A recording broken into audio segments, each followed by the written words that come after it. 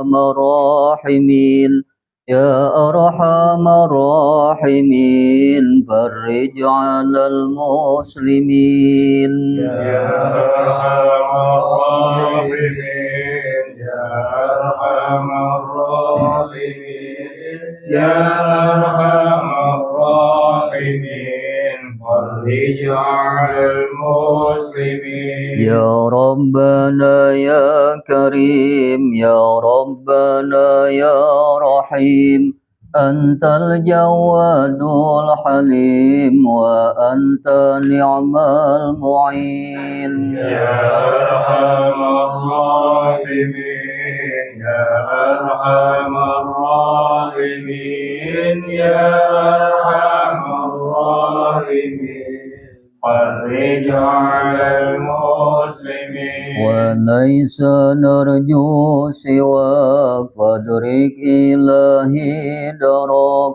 قبل الفنا والحلاك يا دنيا ودين يا أرحم الراحمين يا أرحم الراحمين يا أرحم الراحمين فرج على المسلمين وما لنا ربنا سواك يا حسبنا يا ذا العلا والغنى ويا قوي يا متين يا أرحم الراحمين يا أرحم الراحمين يا أرحم الراحمين فرج على المسلمين ثم الصلاة والسلام على شفيع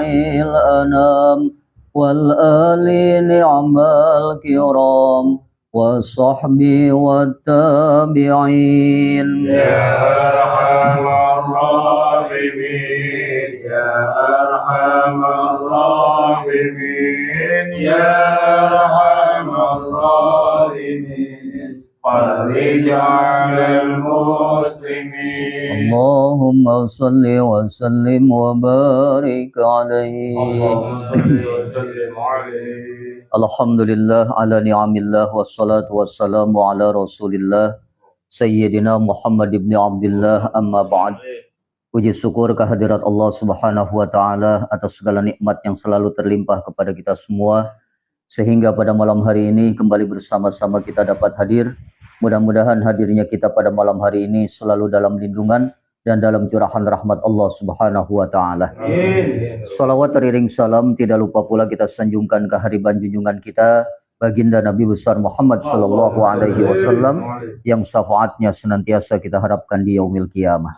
Mari saja ta'lim kita pada kesempatan malam hari ini kita buka dengan Ummul Quran suratul Fatihah dan selalu kita berharap kepada Allah subhanahu wa ta'ala semoga dengan barokah Ummul Quran ini apa yang akan kita kaji dan kita pelajari di malam hari ini bermanfaat untuk kita semua fid din wa dunya wal akhirah. Bismillahirrahmanirrahim. Al-Fatihah ala hazihin niyah wa ala kulli niyatin salihah wassalamah wal afiyah wal barakah wal ilman nafi'ah wa ila hadratin nabiyil mustafa Muhammadin sallallahu alaihi wasallam wa li khususan al-mu'allif hadzal kitab al-imam Abi Hamid Muhammad bin Muhammad al-Ghazali at-Tusi as-Syafi'i wa li khususan sahibul maqam al-walid wal maghfirlah wali jami'il muslimina wal muslimat wal mu'minina wal mu'minat al ahya'i minhum wal amwat wali ashabihil kiramil Fatihah. A'udzu billahi minasyaitonir rajim. Bismillahirrahmanirrahim. Alhamdulillahi rabbil alamin. Arrahmanir rahim. Maliki yaumiddin. Iyyaka na'budu wa iyyaka nasta'in. Ihdinas siratal mustaqim. صراط الذين أنعمت عليهم غير المغضوب عليهم ولا الضالين رب اغفر لنا ولوالدينا آمين. Bismillahirrahmanirrahim. Qala al-muallif rahimahullah al-mau'izatul hadiyatu wal isruna. Mau'izah yang ke-21. Yaqulullahu ta'ala, telah berfirman Allah subhanahu wa ta'ala, Ya ibna Adam, wahai anak manusia keturunan Nabi Adam alaihi salam, al-mautu yaksifu asraraka. Kematian akan mengungkap segala rahasiamu. Wal qiyamatu tablu akhbaraka. Dan kiamat akan membuat usang akhbaraka, semua ceritamu. Wal azabu yahtiku asraraka. Dan azab yahtiku akan mencabik-cabik asraraka, rahasiamu. Fa iza aznabta zamban fala tanzuru ila sigorihi. Maka apabila engkau berbuat dosa, zamban, satu dosa, fala tanzuru, maka janganlah engkau melihat, ila sigorihi, kepada kecilnya dosa. Walakin unzur ila man asaita, dan akan tetapi engkau melihat, ila man asaita, kepada siapa engkau bermaksiat. Wa iza ruzikta rizqan qalilan, dan apabila engkau diberikan rizki, rizqan, satu rizki, qalilan, yang sedikit, fala tanzur ila qillatihi, maka janganlah engkau melihat kepada sedikitnya rizki. Walakin unzur ila man rozaqaka, dan akan tetapi engkau melihat kepada siapa yang memberikan rizki kepadamu. Wala tuhakkiru zamba,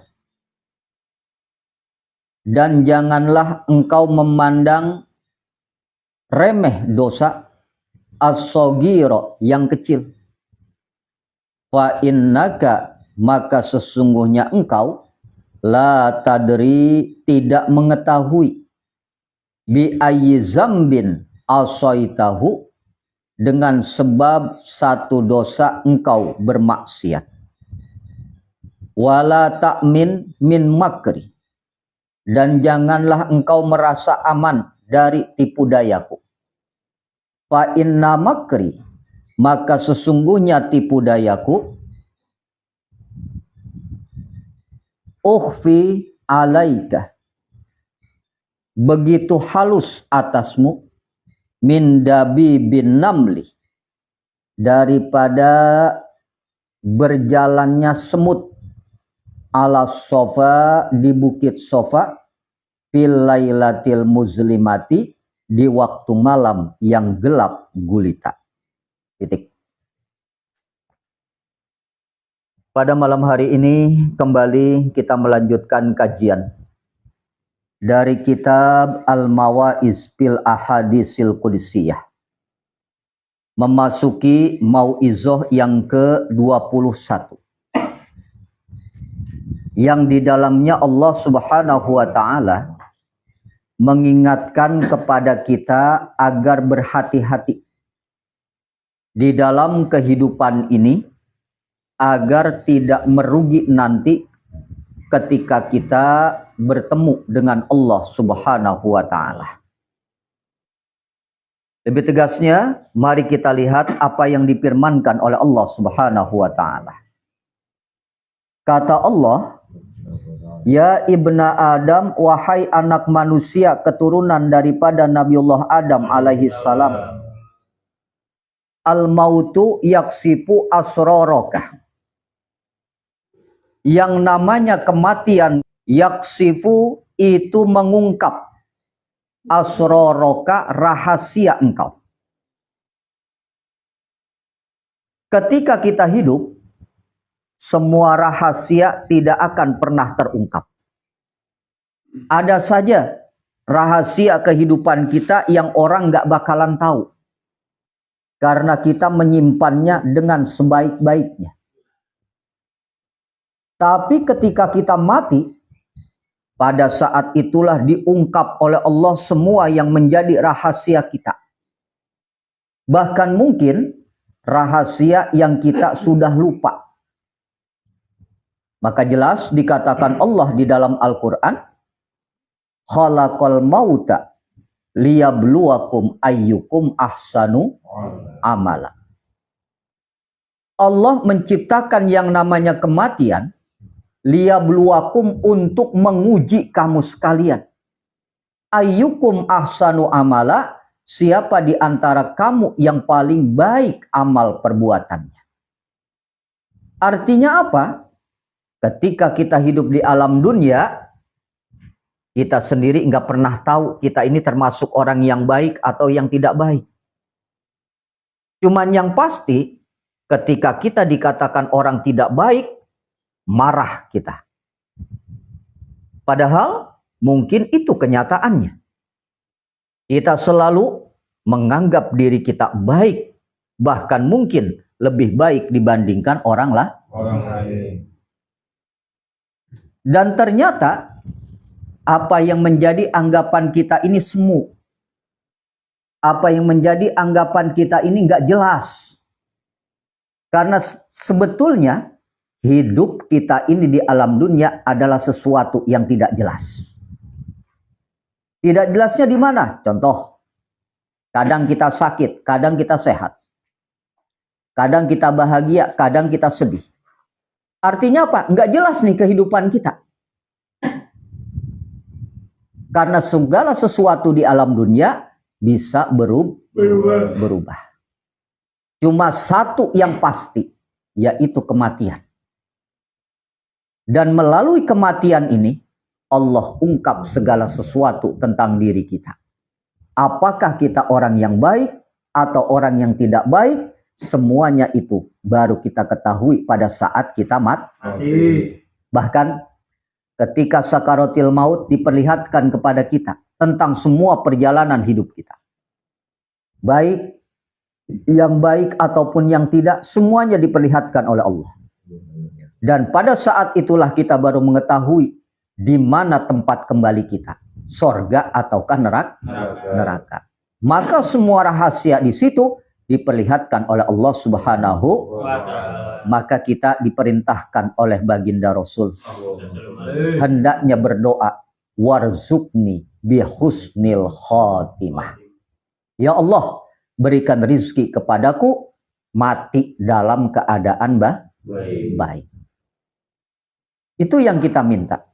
Bahkan kita sering baca sairan. Ya Allah biha, ya Allah biha, ya Allah bihusnil khatimah. Kan gitu. Kita minta kepada Allah supaya kita diakhirkan dalam keadaan baik. Kenapa? Karena di situ penentu kehidupan kita. Berakhir kita dalam keadaan baik, insya Allah baik pula kehidupan kita selanjutnya. Tapi buruk akhir kita, berarti buruk pula kehidupan kita di sana. Dan inilah yang menjadi pelajaran buat kita, pentingnya memahami kematian menyingkap semua rahasia kehidupan kita. Kemudian Allah ingatkan kembali kepada kita, wal qiyamatu tablu akhbaraka, dan kiamat membuat usang semua cerita engkau. Ketika kita hidup di alam dunia, paling senang kita bercerita. Dan memang diperintahkan kepada kita, buatlah cerita hidupmu seepik mungkin. Sebagus mungkin. Supaya apa? Ketika ada yang menceritakan tentang kehidupanmu, yang diceritakan adalah yang baik-baik, yang bagus-bagus. Tapi ternyata kenyataannya, Tidak semua orang bisa membuat cerita hidupnya indah dan bagus.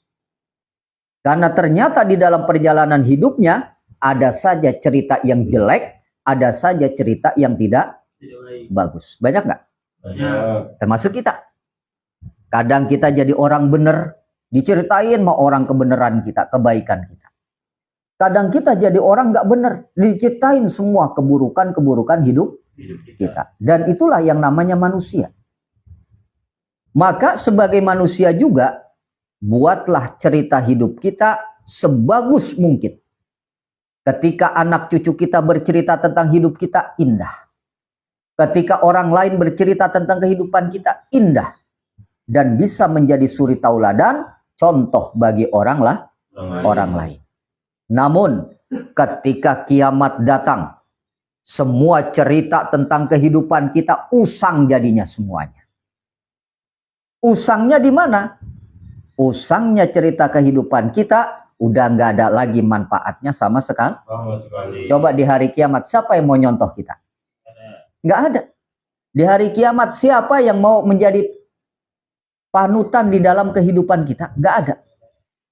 Bahkan anak istri kita udah nggak mau lagi peduli dengan cerita kehidupan kita. Tapi ketika di dunia itu masih diceritain. Dulu tuh engkong lu, tanahnya lebar banget, gitu kan? Engkong lu itu baik banget.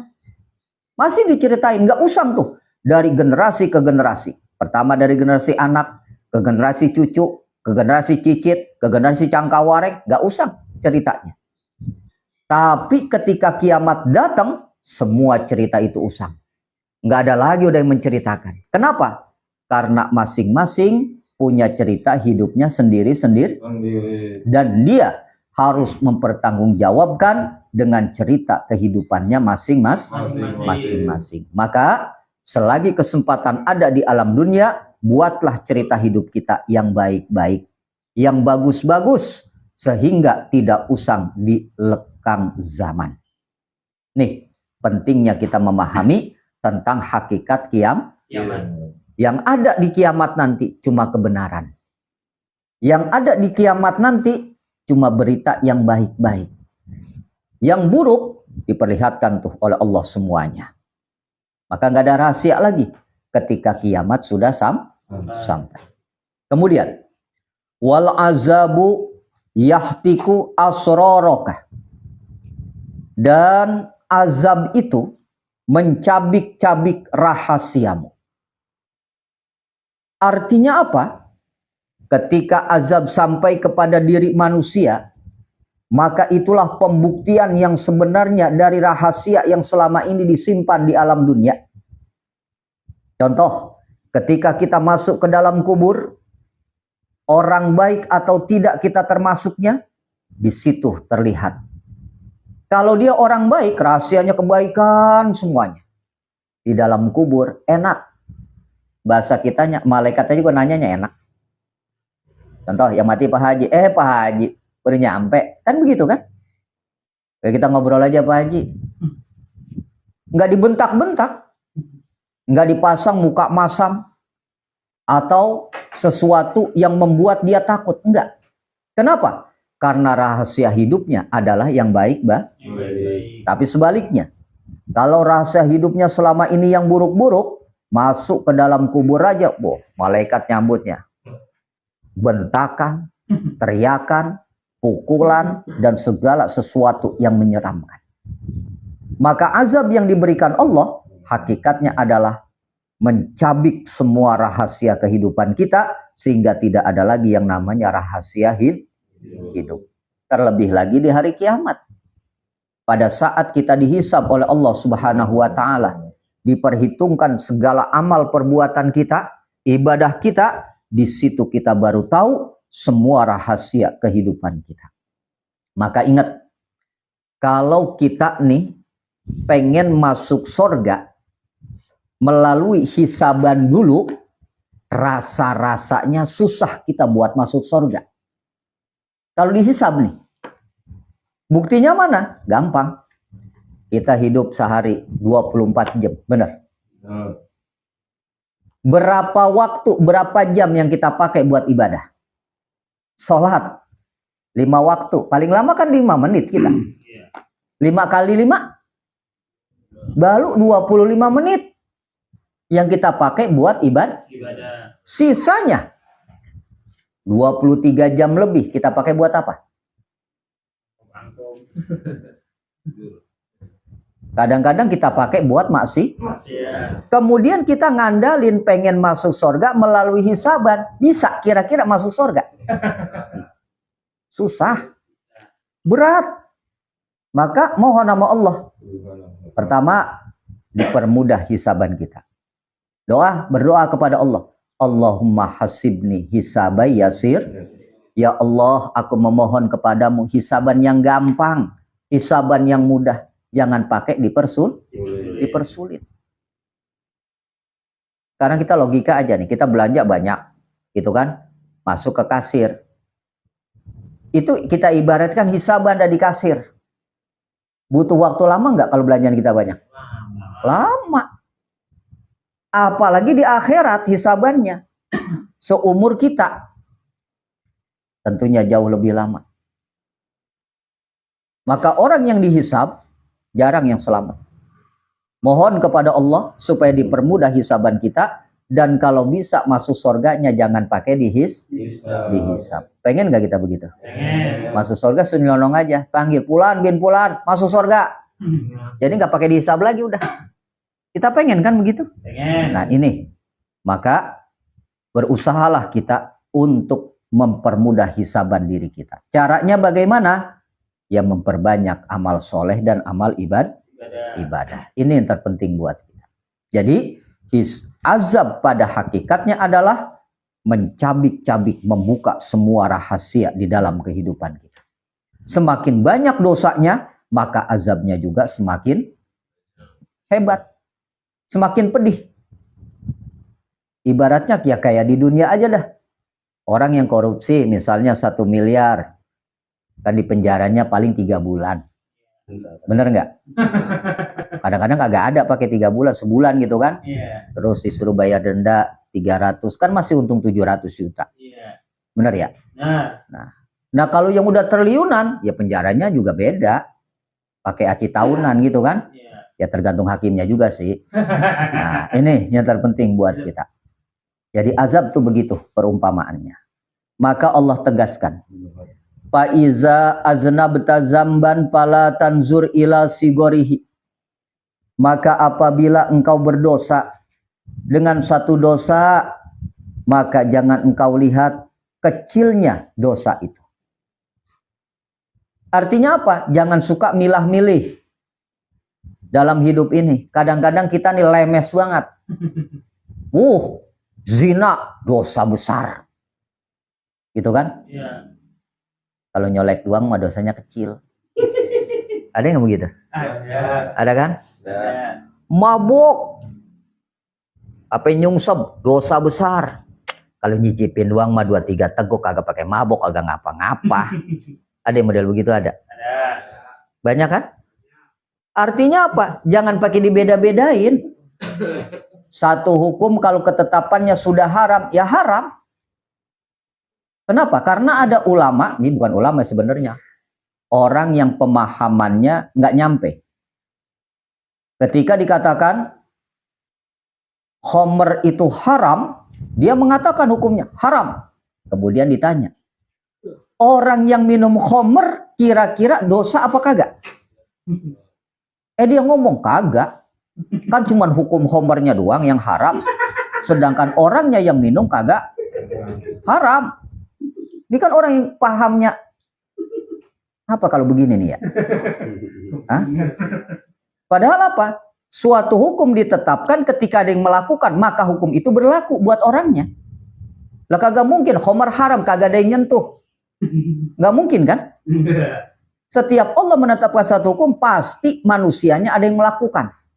Dan ketika dia melakukan sudah pasti dosa, hukumnya haram. Kan begitu. Nah di sini buat kita juga sama. Jangan lihat ketika berdosa kecil atau gedenya. Tapi lihat, walakin unzur ila man asaita. Lihat Kepada siapa engkau bermaksiat, berbuat dosa maksudnya. Jangan dikira karena dosa kecil nggak bakalan masuk neraka lah. Nggak bisa begitu. Atau karena dosa besar baru masuk neraka. Nggak begitu juga. Karena banyak nanti manusia yang mendapatkan azab baik di dalam kubur ataupun di neraka disebabkan dosa kecil. Kita lihat. Kita pernah dengar cerita ada seorang wanita masuk neraka gara-gara kucing. Pernah dengar cerita itu kan? Pernah. Kita lihat apa penyebabnya. Dia melihara kucing, ternyata kucingnya tidak diberi makan. Sampai kucingnya mati. Gara-gara itu tuh. Tapi ada juga orang masuk surga gara-gara kucing. Bahkan gara-gara ngasih minum anjing. Ada seorang wanita pezina. Bahasa kitanya sekarang apa tuh kalau pada pezina? Itu kan? Iya. Ketika dia lewat ada anjing yang kehausan. Dia kasih minum. Ternyata dia masuk surga gara-gara ngasih minum Anjing. Hal sepele enggak? Sepele. Bahkan ada seorang ulama masuk surga itu gara-gara seekor lalat nempel di tintanya pada saat lagi nulis. Karena kasihnya nih diantepin tuh lalat sampai selesai minum. Nggak digura bahasa kitanya. Baru kemudian dia lanjutin nulisnya. Ternyata apa? Diangkat derajatnya masuk ke dalam surga gara-gara lalat. Kita lihat ini hal-hal sepele. Yang kadang-kadang kita nggak memperhatikan itu semua. Kita hanya memperhatikan dosa-dosa gede. Judi, zina, mabok, hingga kayak begitu kan? Iya. Padahal apa? Kadang-kadang dosa kecil ini membawa kita kepada nerakanya Allah Subhanahu wa ta'ala. Maka ingat, ketika kita berbuat dosa, jangan dipandang kecil atau besarnya, tetapi pandang kepada siapa kita bermaksiat. Karena ada istilah di pepatah juga. Sedikit demi sedikit, lama-lama menjadi bukit. Kan begitu. Begitu juga dosa kecil, kalau ditumpuk, lah lama-lama makin banyak. Tapi sebaliknya, ketika kita berbuat dosa besar, kemudian kita minta ampun kepada Allah, berbanyak istighfar, maka itu pun bisa menjadi hilang. Dengan sebab kita meminta ampun. Di sini pentingnya kita memahami bahwa dosa bukan kecil atau besarnya, tetapi kepada siapa kita bermaksiat. Karena mohon maaf, orang sekarang tuh kadang-kadang memaklumi perbuatan dosa. Jadi orang jangan jujur-jujur amat. Itu kan ya? Iya. Ya, kecil-kecil mah nggak ngapa-ngapa. Kan begitu. Ini yang ngomong otaknya nggak waras. Kenapa? Karena kalau kecil dilakukan terus-menerus tiap hari, lama-lama jadi besar. Terus pakai ngomong jangan jujur-jujur amat. Islam nggak pernah ngajarin begitu. Yang diajarkan oleh Islam, jadilah engkau orang yang jujur.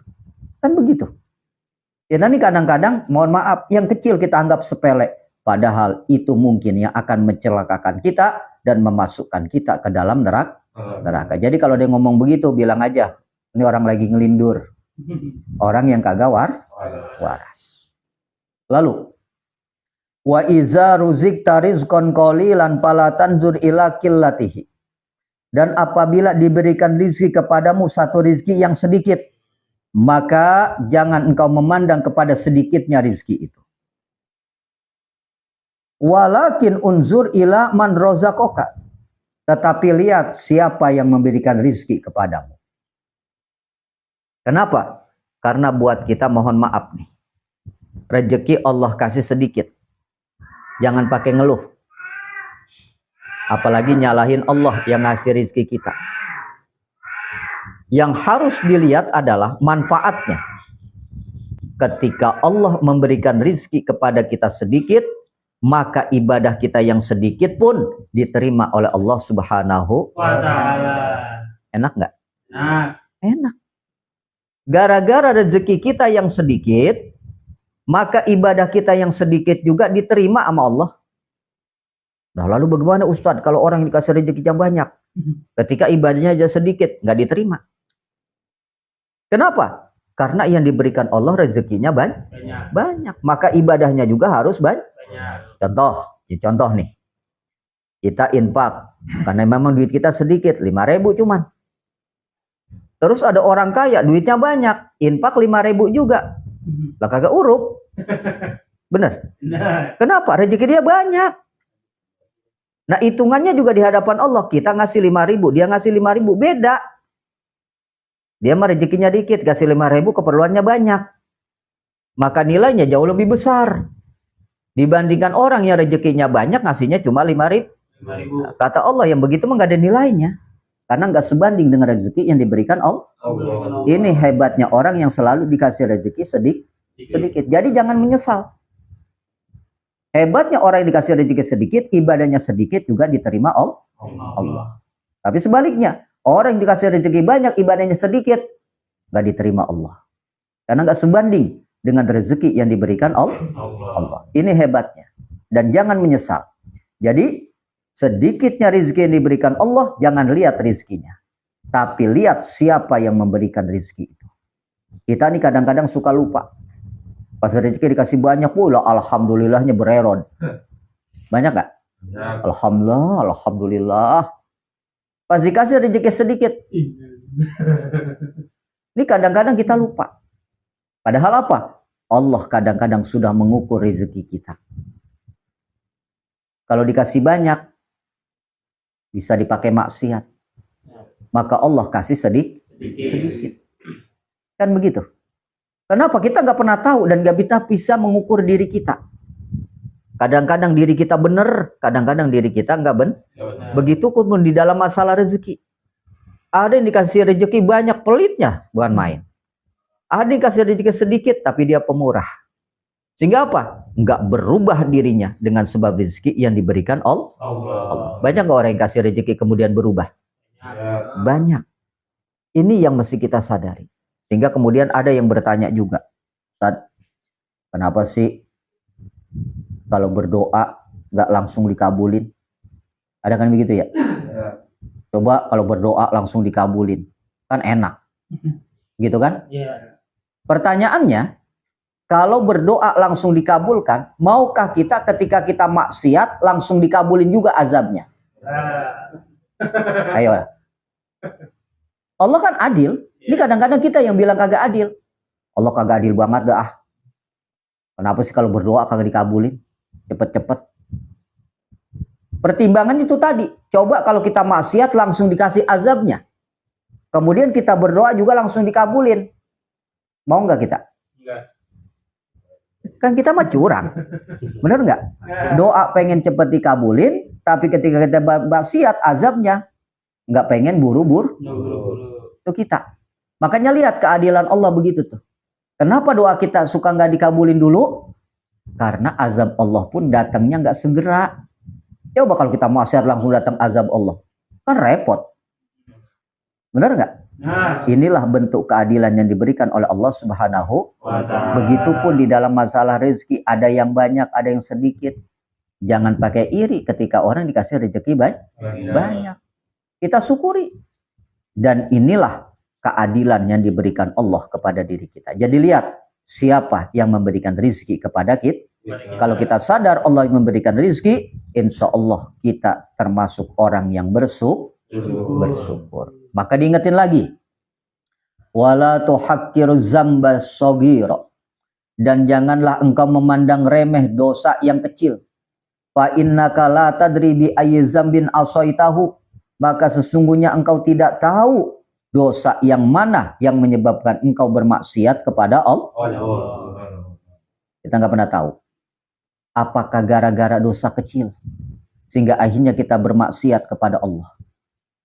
Jangan dikira tuh yang besar aja yang menyebabkan kita maksiat kepada Allah. Kenapa? Karena mohon maaf, nanti yang paling banyak disiksa di dalam kubur itu bukan orang yang ngelakuin dosa besar. Kalau ngelakuin dosa besar udah pasti. Ini gara-gara dosa yang kecil-kecil. Apa diantaranya? Ngomongin orang. Itu kan dosa kecil kita anggap ya.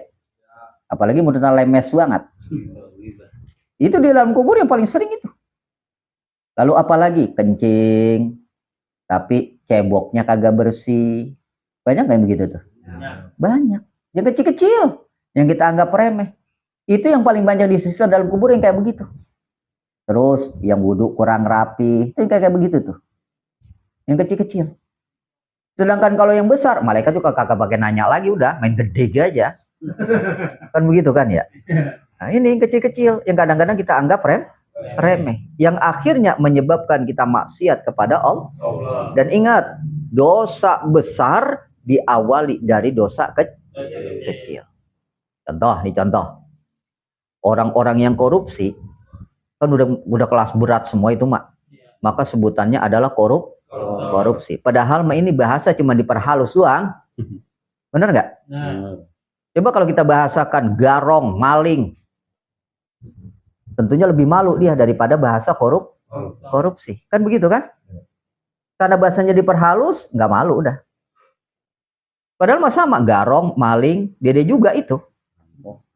Benar kan? Nah ini yang mesti kita sadari. Jadi diawali biasanya dari yang kecil-kecil.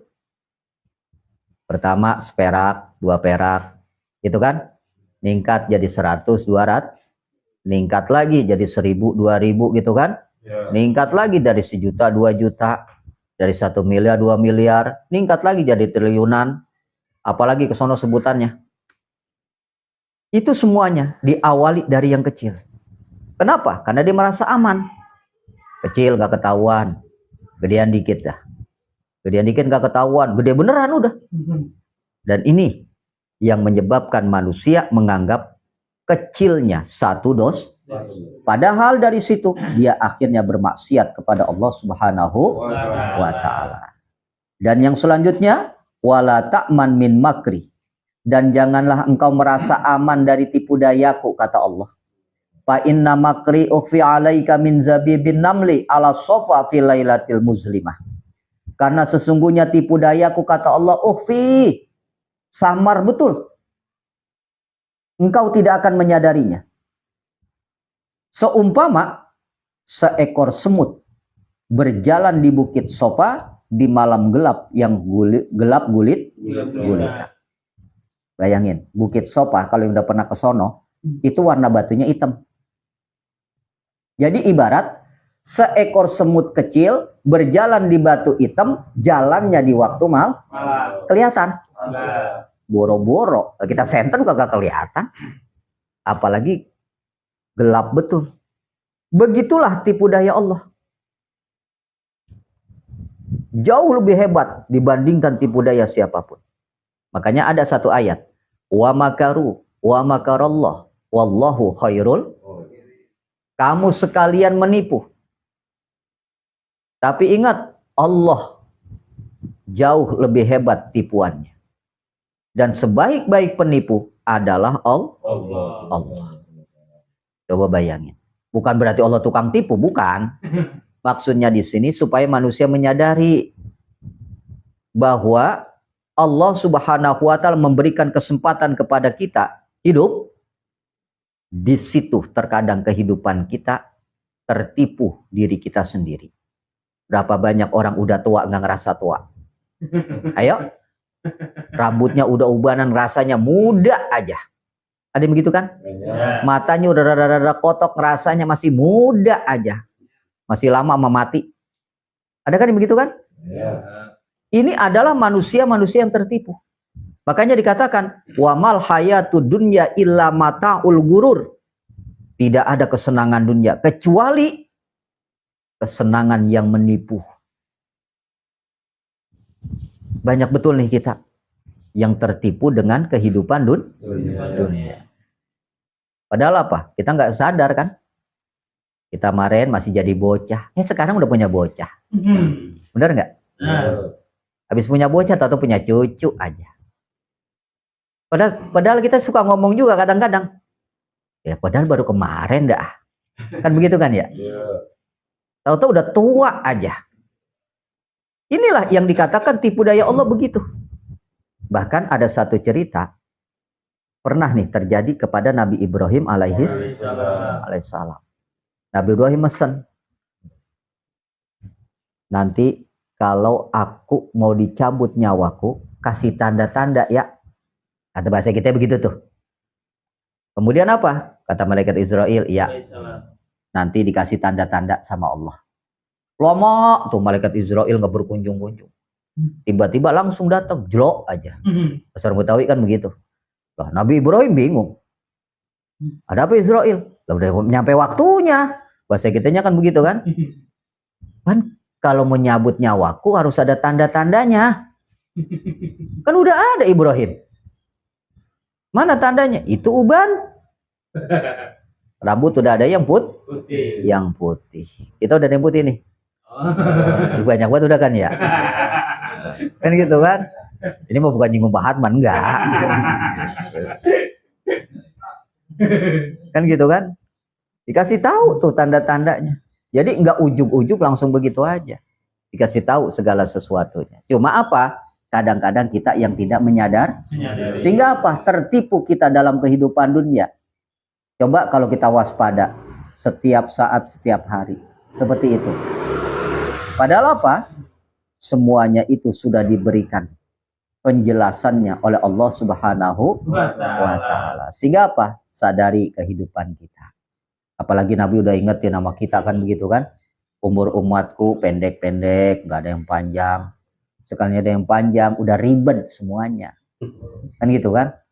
Umur nih kita dikasih 100 tahun. Kira-kira kita bisa ngapain? Ya dah? Makan kambing. Mau makan, gigi udah kagak ada. Ya kan? Udah susah. Sekarang aja nih orang umur 60 makan pete digetik dulu. Bener kan? Nah, kalau dia makan aja copot giginya. Kan gitu kan? Mata juga sama. Udah nggak janta sama sekali tuh. Ini kalau kita bayangin umur cepek, kemudian badan kita kira-kira bentuknya kayak apa udah? Kalau orang betul bilang kayak engkuk udah kan? Susah udah segala sesuatunya. Dan inilah yang dikatakan peringatan-peringatan yang diberikan Allah. Lah kalau jiwa kita memang rasanya muda aja. Benar nggak? Kita kalau jalan pengennya gagah banget, tapi kan yang namanya badan kita ini udah kagak mau. Kalau bahasa orang sononya bilang udah nggak sinkron antara jiwa dengan badan. Kalau udah kagak sinkron, onder di luarnya udah rusak, dalamnya mah belum rusak. Ibarat mobil ya coba, mesin masih bagus, bodinya jelek, kira-kira gimana? Nggak menarik, gitu kan? Nah ini yang penting kita sadari. Atau sebaliknya nih, ya, badan kita masih sehat, tapi jiwa kita udah tua, juga sama, nggak bakalan nyambung juga. Karena banyak yang sekarang begitu tuh, masih bocah lagunya udah tua banget. Ada nggak? Anak zaman sekarang begitu, nggak laki nggak perempuan. Dulu, yang namanya anak SMP nggak pernah kena bedak. Bener? Anak perempuan, coba sekarang anak SMP, kinclong banget. Bener? Bocah, tapi kemudian udah tua. Berubah nih semuanya. Dan inilah yang dikatakan tipu daya Allah. Jadi kita mesti sadari itu semua. Supaya apa? Hidup kita tidak menyesal di kemudian hari. Dan ini pelajaran buat kita semua. Allah menjelaskan kepada kita sebagai bentuk peringatan. Agar apa? Hati-hati kita di dalam kehidupan. Jadi sadari bahwa hidup kita tidak pernah lepas dari pengawasan Allah Subhanahu dalam hal apapun di dunia ini. Jelas ya? Ya, ada yang mau ditanyain? Silakan.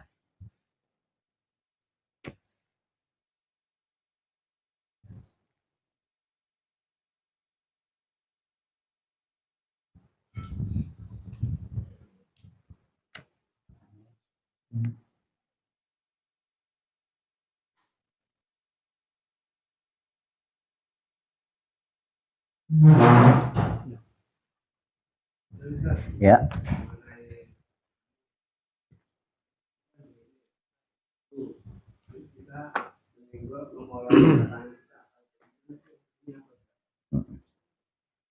Ketika kita berwudu, kemudian tangan kita ini selamitan. Ya. Ya. Kita senggol nih kemaluan kita. Senggol. Saya tanya, pakai bagian depan apa bagian belakang? Kalau pakai bagian depan, batal wudhunya. Maka mesti wudhu lagi. Kalau pakai bagian belakang, nggak batal. Kecuali disengaja. Emang gatel digaruk begini, kocrok. Nah, itu batal. Walaupun pakai tangan bagian depannya ini. Bukan bagian dalam. Itu penjelasan ulama ahli fikih begitu. Ya. Jadi batal wudhunya, mesti ngambil wudhu lagi. Bukan hanya kemaluan, termasuk pantat kita. Pantat kita gatel nih, kita garuk, kosrok, batal udah. Itu. Jadi bukan hanya bagian depan, bagian belakang juga pantat kita kalau terkena tangan kita pun batal. Karena kadang-kadang ada pas gitu mandi, dia berwudu, dia pakai anduk kan, gatal pantatnya, dia garuk begitu. Kalau ada anduknya, ada pelapisnya nggak batal. Tapi kalau misalnya langsung pakai menyentuh tangan itu batal. Jelas ya? Insyaallah. Ya. Ada lagi?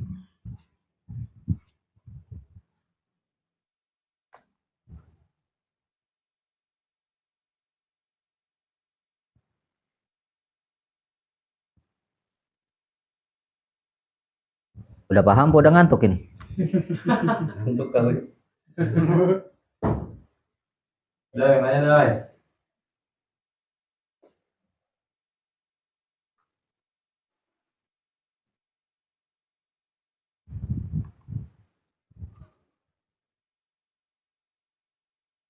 Ya, kalau nggak ada yang tanya lagi, kajian kita untuk hari ini kita cukupkan ya.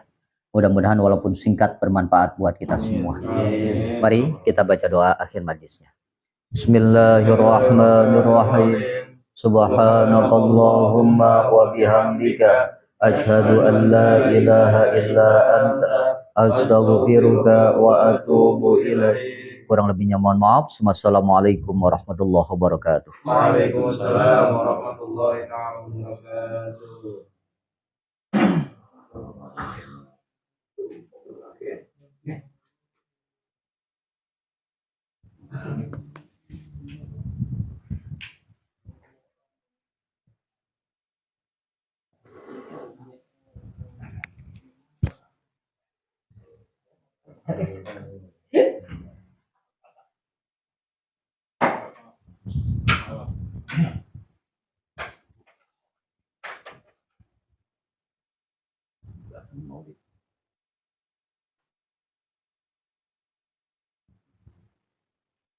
Mesti besok emang.